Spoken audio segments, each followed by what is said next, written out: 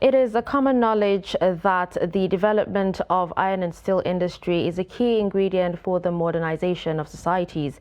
Now, history indicates that the abilities of societies in Western Europe, America, and also in Japan to cope with their environment and provide for the welfare of the people was to a large extent possible because of the progressive development, mastery, and use of iron and steel products. Now, this is not only a critical input in agriculture, of which Africa depends on for the survival of its people, but also underlies the military-industrial complex. Now, it is equally invaluable for the stimulation and innovation of diverse technologies that are too important for day-to-day needs of the ordinary people. Now, today, we'll be taking a look at how to address skill and development gaps in the Nigerian iron and steel sector. And we have in the studio with us Solomon Adebiri, President, Nigerian Institute of Welding. Good morning, and thank you for joining us. Thank you, Dr. Solomon. Thank you for joining us. All right. Good morning. Now, the iron and steel industry, is supposed to be a strategic sector for techno-economic development, and the nerve center for industrialization in Nigeria. But, after, so many years, the country is yet to establish a stable steel sector despite huge investments, already put in. Can you give us, a reason why this is happening? Well, I think the steel sector challenge is very fundamental. We must take a look at it from the genesis and look at how it came when Shagari came in 1979 and disbanded or dissolved the NSDA, the National Steel Development Agency. Immediately set up other organizations that will herald us into a steel producing nation. Now, we are aware that without steel, there can be no industrialization. Everything we have to do with steel will be based on importation. Even if we have to produce steel materials, they will be imported. However, the two principal agencies, organizations that were set up at that time were the steel plants and the iron ore factory.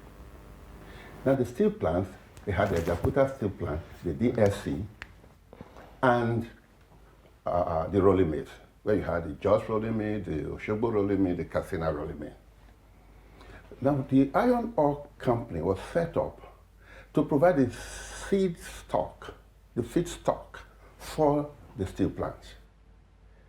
And if you look at that time, in the Vision 2020 rolling plan, it was for us to produce 12 million tons of steel every year. And this was aggregated into Ajaokuta to produce 5.2, DSC to produce 2, and other plants that will come up will produce 5. But this never happened because Ajaokuta was founded on a wrong foundation. What's the wrong foundation? Yeah, I'm going to go to that. We took from the east. Russia came, a Russian company set up the plant, and they achieved close to 90%, about 90% of the plant operation ability. And then they stopped. We went to USA. There was an issue with the US company, and we came back to an Indian company. Proliferation of companies, organizations to handle one production facility. And don't forget, there's this political issue between the West and the East. The West had said, we do not need a steel plant. That is too humongous, we cannot work with it, we cannot handle it. It is better for us to be importing steel so that we can be importing all this steel from Europe, UK, America, all that stuff. But the East were supporting us.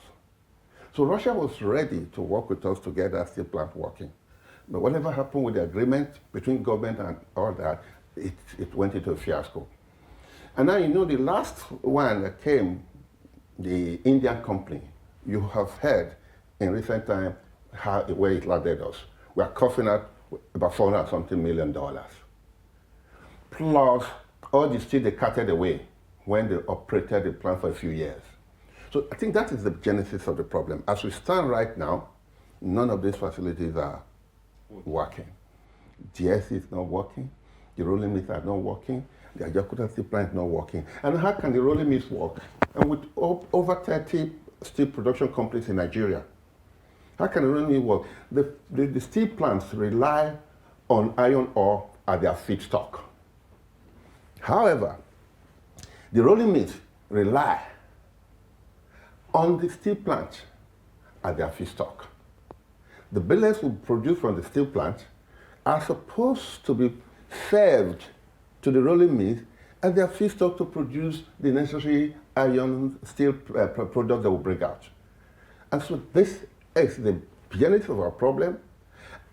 If we don't address this, there is no way we are going to close any gap that is in the iron and steel. We're going to continue to import.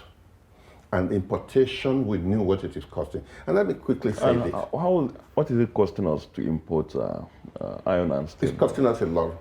Right now, we spend over 3-point-something billion. Naira? Dollars to import steel into Nigeria. And why? The over 30 steel production companies that we have in Nigeria rely on the feedstock. And what are the feedstock they use? They use billets and they use scraps. These scraps and billets are being imported from China. We get very minimal quantity of scrap in Nigeria.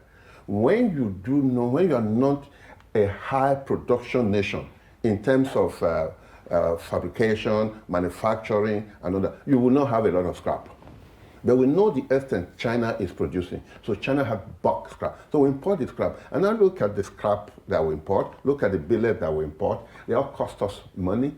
Dollar keep rising every day. So the cost of importation keep going up by the minute.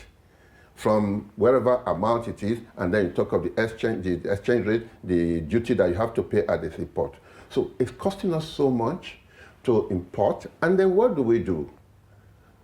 We need close to about, I would say, aggregately, close to 20 million tons of steel.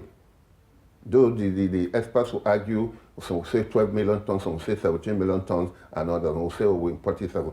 But all this, we're producing 2.2 million. So we're now departing from the cost of importing the raw material, the feedstock, to meet our industry needs, civil, engineering, and other needs in Nigeria, we need to import the steel. And this is in excess of 10 million tons every year. Okay. So how are we going to continue with the exchange rate, with the high cost of everything, to go into import? And we want to industrialize. And without steel, there's no way we can industrialize any nation. Okay, so what about power, which is actually a much needed resource in steel production? How has it affected the industry? That's a very primary problem for the entire country and the steel sector. You recall when our Ajaokuta steel plant was set up, we had the rolling mills, we had the iron mill, we had the engineering section, and we had the thermal plant, the power plant. Because they realized without steady power, you cannot produce steel. That power plant was established to produce 110 megawatts of power. Of course, that could have almost served almost the whole of Kogi State along with the Ajaokuta steel plants. That has not happened. The power issue we have addressed completely wrongly. For a long time, we could have unbundled the power system so that people can, just like Ajaokuta set up a power plant to generate their internally required power to operate the plant. So if that power plant is revived and Ajaokuta steel plant is put back on that backward integration, I didn't talk about the blast furnace. We were talking about raw materials. We can't even manage the blast furnace. Why? Because it was established to utilize coking coal. We have abundance reserve of coal in Enugu State, and I'm sure some other states will have. But the ones we have in Enugu State, we will be using for the next 100 years. However, it cannot be utilized for the blast furnace and Jakarta steel plants.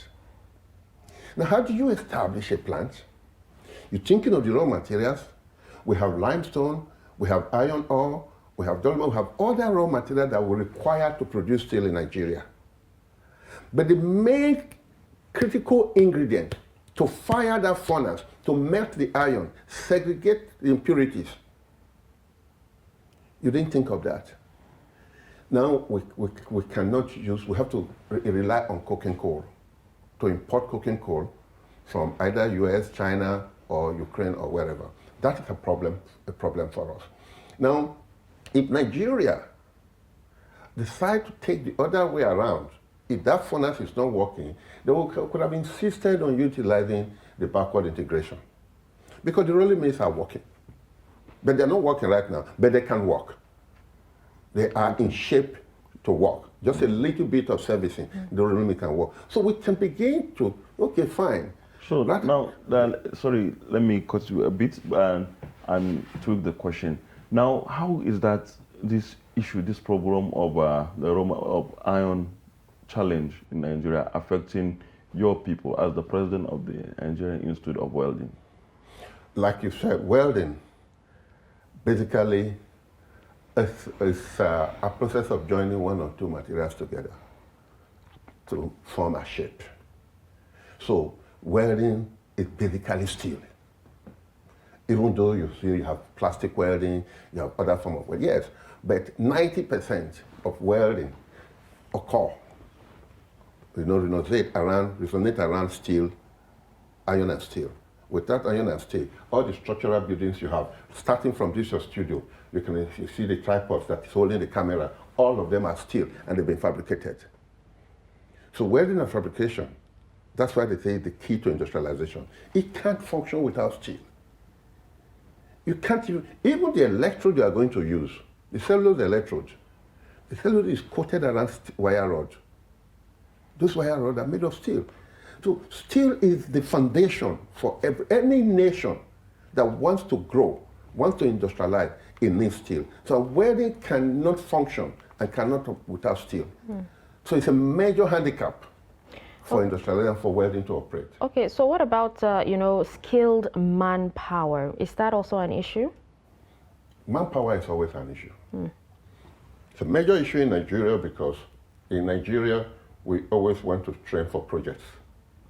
And that's not good for development. You train in anticipation. You develop manpower in anticipation. It is better to have an excess manpower in the pool, than to say, oh, we're expecting a project, or for instance, we're expecting the AKK project so year, and therefore we need to train for this AKK project. Now we are thinking of the Trans-Sahara gas pipeline. We are thinking of other projects. Oh, would we start training for them? The LNG Train 7 was coming. The people started just still around. We need to train for LNG Train 7. You don't do that. We need to create a pool of manpower, not only for the steel industry, for the ancillary industries, other sectors. You are aware, if you look at the complete value chain of agriculture, you will agree with me that steel has a lot to do. Skill has a lot to do. In ploughing the land, in trying to till the land, you need steel. And you need to train people that will utilize it. In harvesting, you need steel to construct the harvesting material. And you need to train people that will produce this steel and that will utilize them. And moving further, in transporting them, you need steel to construct the carts, to control the motor vehicle, and then people that will operate them and move them. And then in storing them, you need steel to produce the storage facility, and in processing them. You need to train all these people. If we handle the steel industry in Nigeria, if we focus on steel, power, and skill, we'll be rich. We won't pay for anything. That's quite interesting, and I think it's a very good way of ending the intervention. We don't have much time, and I'm afraid we have to call off the show at this time. And we hope to have you another time, Dr. Solomon Edebri, President, Nigerian Institute of Welders. Thank you very much for joining us.